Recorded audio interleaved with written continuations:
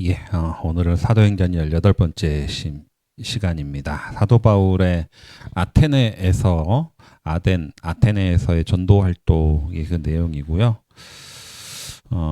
가장 이제 중요한 것은 아레오바고 설교였죠. 방금 읽은 성경 본문은 사도 바울이 아테네 아레오바고에서 했던 설교입니다.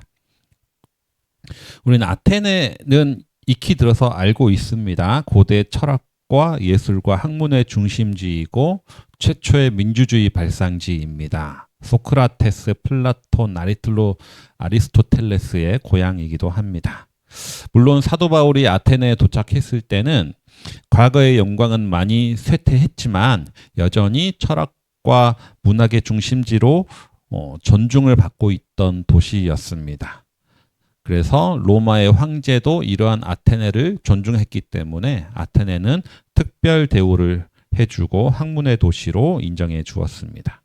아테네 시민들 역시 자신들의 지식과 학문의 우월성과 자부심을 느끼고 있는 그런 도시였습니다.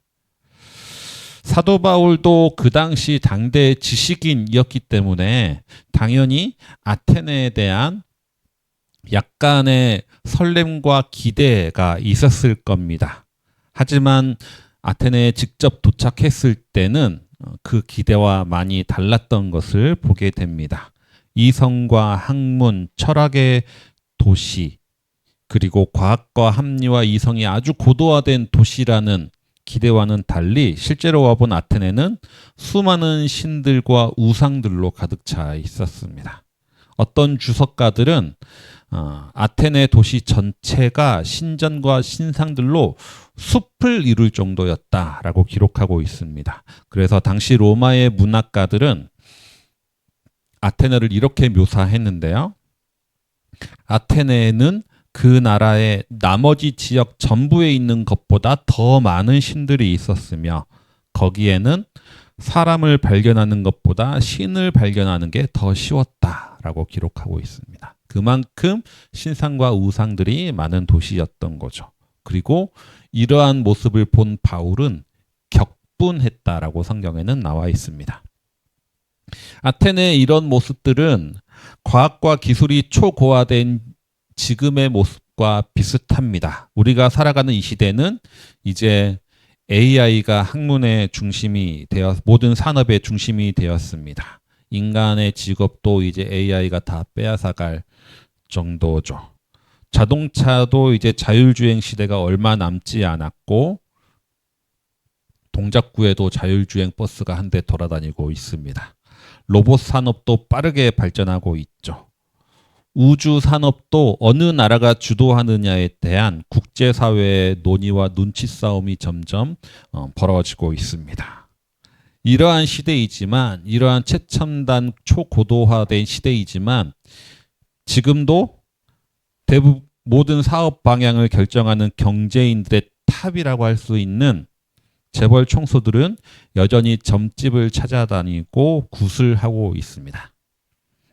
우리나라 역시 전 세계의 흐름에서 결코 뒤처지지 않은 나라인데 우리나라의 중요한 결정들이 각종 무속인들과 법사들에 의해 좌지우지되고 있음을 우리는 얼마 전에 알고 있었습니다. 이걸 보면 우리는 허탈감을 느끼는 거죠. 바울이 아테네를 보고 분노한 모습은 사실 지금 우리가 맞닥뜨리고 있는 우리의 현실과 비슷한 것이죠. 그곳은 지적인 도시이고 학문의 도시이고 여전히 활발한 철학 토론이 벌어지고 있는 도시이지만 그곳에서는 수많은 신상과 재단들이 동시에 있었습니다. 사실 그곳에 있는 신상들, 신전들은 하나하나 아주 뛰어난 예술 작품처럼 아름다웠다고 합니다. 일반 사람들은 그곳을 바라보면 환희와 감탄을 했을 겁니다. 그리고 그 도시의 지적인 풍요로움에 놀랐을 겁니다. 하지만 바울의 눈에는 그런 것들은 보이지 않았습니다. 바울이 보기에 그곳은 그저 우상으로 가득 찬 영적인 실상들만 느낄 수 있었습니다. 이러한 사도 바울이 지금 이 시대에 왔다면 역시 우리나라에 있는 초고층 빌딩과 최첨단 기술을 보면서 놀라지 않았을 겁니다. 오히려 사도 바울은 물질과 소비의 우상, 기술과 정보의 우상들, 미와 자기 개발의 우상들을 바라보고 지금 이 시대의 영적 상태를 보고 똑같이 격분하지 않았을까 생각이 됩니다. 우리는 관심을 무엇에 두느냐에 따라 우리가 보는 것이 달라집니다. 우리가 세상의 것에 관심을 두고 그것에 감탄한다면 우리가 보는 것은 그것에만 눈이 들어오는 거죠. 하지만 사도 바울은 그 아테네에서도 그 도시의 영적 실상에 주목할 줄 아는 사람이었습니다. 하나님의 자녀된 사람은 이렇게 세상 사람과 보는 것이 달라야 된다는 거죠. 그래서 여기는 사도 바울은 다른 도시와는 달리 복음을 전하는데 투 트랙으로 전합니다. 첫 번째는 유대 회당에서 유대인들과 유대교에 입교한 이방인들을 대상으로 율법 토론을 하면서 복음을 전했습니다. 그런데 또 한 가지의 트랙은 광장이죠. 아고라라고 하죠. 우리가 광장에서 아테네 철학자들과 토론을 벌였습니다. 특히 성경에서는 스토아 학파와 에피쿠로스 학파의 철학자들과 토론을 벌였다라고 나와 있습니다. 우리가 고등학교 때, 중학교 때 배웠죠. 스토아 학파는 금욕주의고 에피쿠로스 학파는 쾌락주의라고 배웠는데 이러한 철학자들과 사도 바울이 토론을 벌였습니다. 그런데 사실 스토아 학파하고 에피쿠로스 학파가 이렇게 나뉘는 이유는 이 학파에 대한 신에 대한 이해가 서로 다르기 때문입니다. 에피쿠로스의 말이 있습니다. 신은 존재한다. 그러나 고통을 느끼지 않고 인간관계에 무관심하다. 라고 말했습니다. 그러니까 신은 인간 사회에 전혀 관심이 없다는 겁니다. 따라서 우리는 얼마든지 쾌락과 만족을 추구하며 살아가게 되는 것이고 신을 두려워할 필요가 없다라고 주장하는 것이 에피쿠로스의 학파의 쾌락주의입니다. 그러니까 이들이 쾌락주의를 드러내는 이유는 이들의 신에 대한 개념이 다르기 때문이라는 거죠. 반면에 스토아 학파는 신은 우주의 전체이며 이성을 가진 자연 질서다라고 생각했습니다. 그래서 인간이 신을 따른다라는 것은 이성을 따른다는 것과 동의어였습니다. 이성을 따르고 나의 감정과 욕망을 조절하는 것, 이것이 신에 합당한 삶을 사는 거죠. 욕망을 통제하고 자족하는 삶을 사는 것, 이게 바로 스토아 학파의 이상적인 삶이었습니다. 그래서 이들은 금욕주의로 가게 된 것이죠. 이러한 이들의 신관과 신이해는 당연히 사도 바울의 신앙과 달랐기 때문에 서로 충돌을 했고 토론을 벌였다는 겁니다.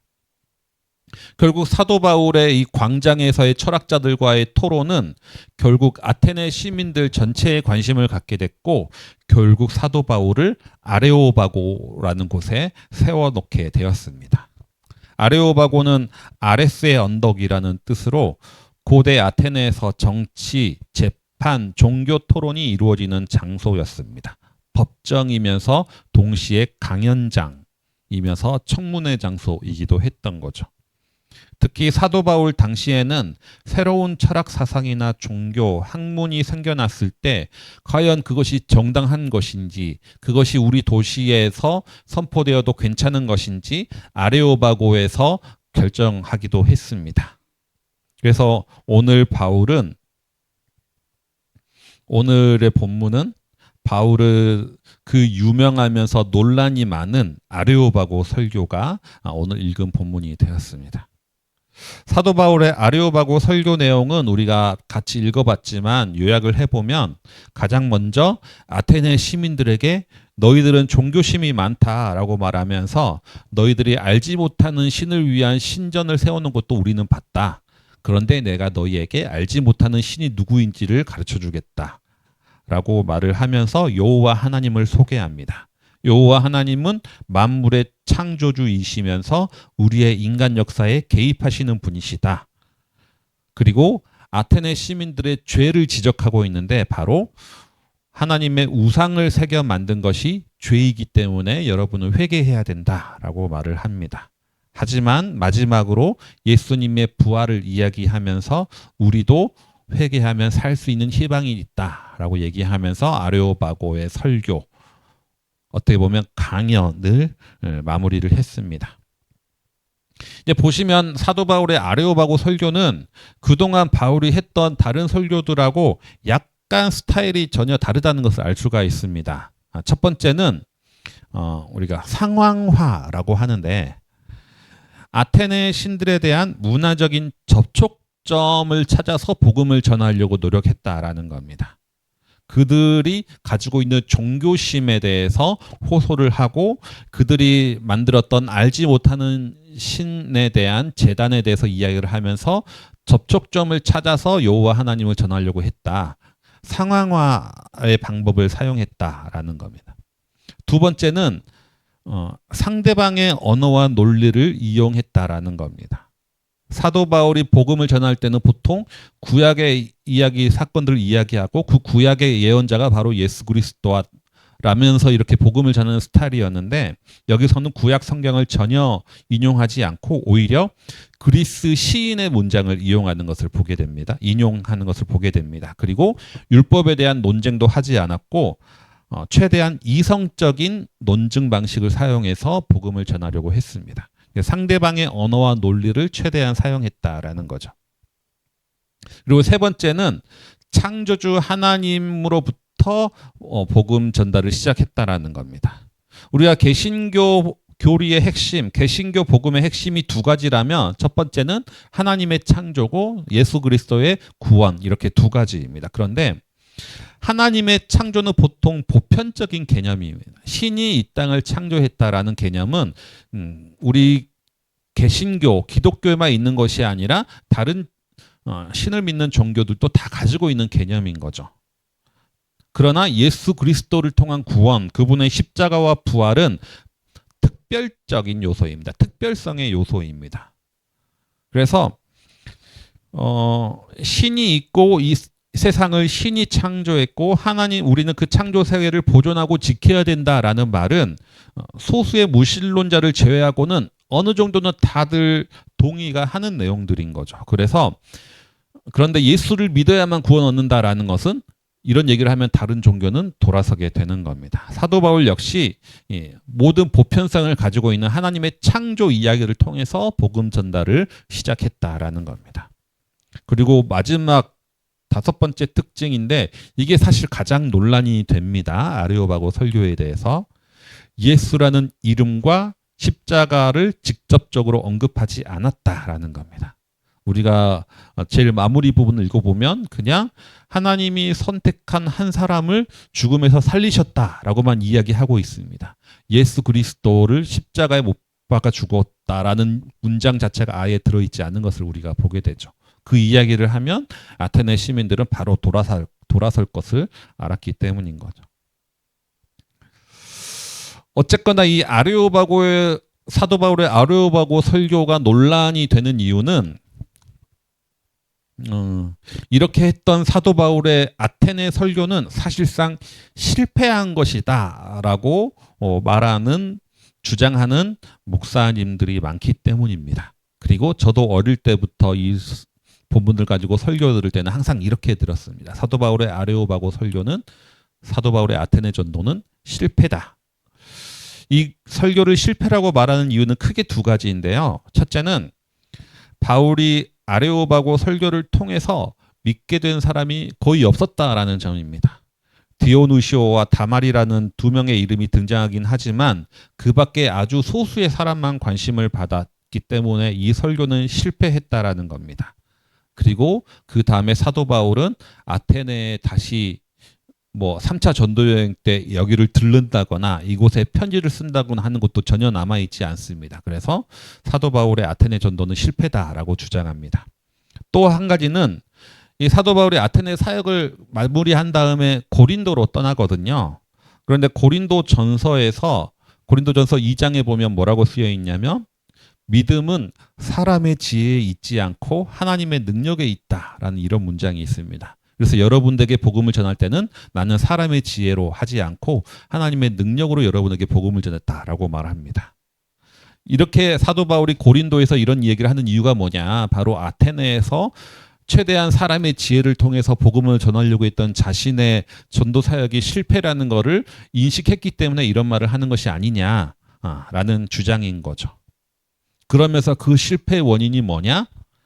사람의 지혜를 이용하려고 헬라식 논증법을 사용했고 그 무엇보다도 예수 그리스도와 십자가에 대해서 선포하지 않았기 때문에 이 아테네의 설교는 잘못된 설교고 아레오파고의 복음 전도는 실패한 사역이다라고 주장들을 많이 했습니다. 하지만 이와 반대로 바울의 아테네 사역과 아레오파고 설교가 실패가 아니라는 주장도 역시 존재합니다. 첫 번째는 믿게 된 사람이 적었다고 그것을 실패라고 규정할 수 없다라는 겁니다.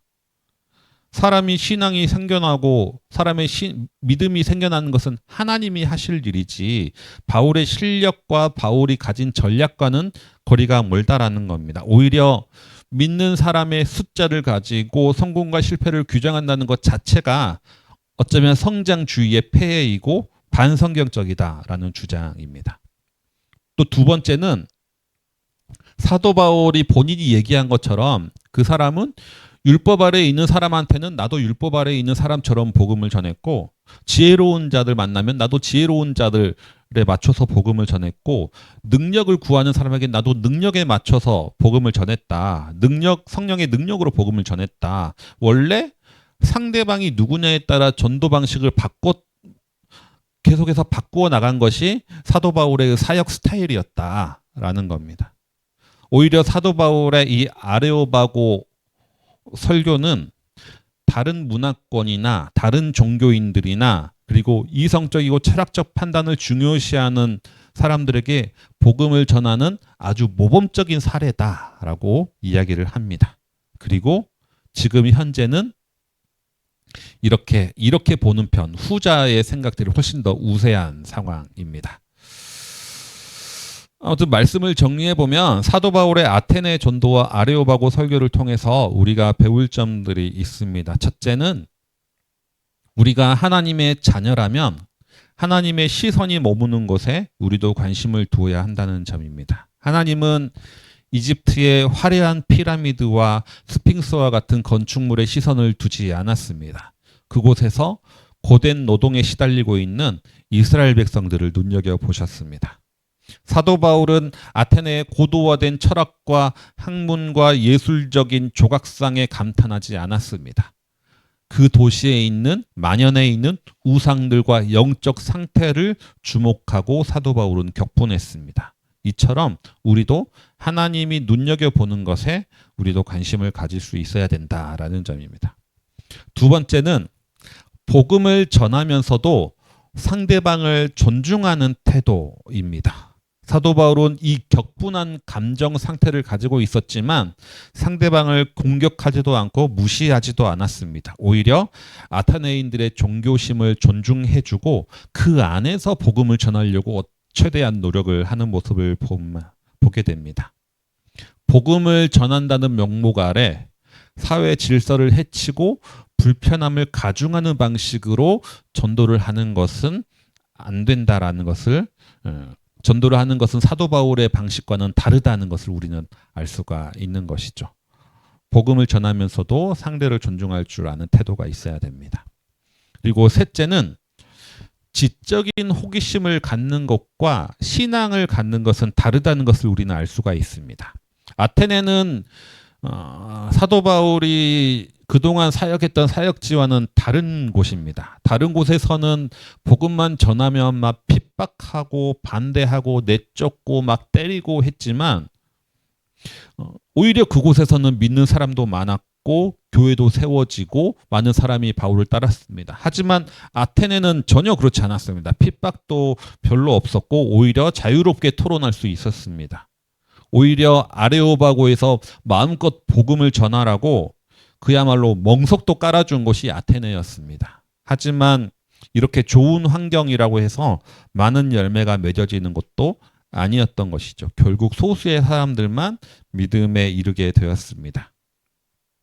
이들은 기독교라는 새로운 종교에 대한 기독교에 대한 지식에만 관심이 있었지 예수를 믿고 내 삶을 바꾸는 것에는 관심이 없었다라는 겁니다. 지적인 호기심으로만 그친다면 결국은 구원에 이를 수 없게 됩니다. 그들은 바울의 복음을 핍박하지 않는 것은 그만큼 그 복음을 진지하게 여기지 않았기 때문에 핍박하지 않았던 것이죠. 이걸 듣는다고 해서 뭐 내 인생이 바뀔 것, 내 삶의 목적이 바뀔 것이라고 생각하지 않았기 때문에 마음껏 떠들 수 있도록 해준 겁니다.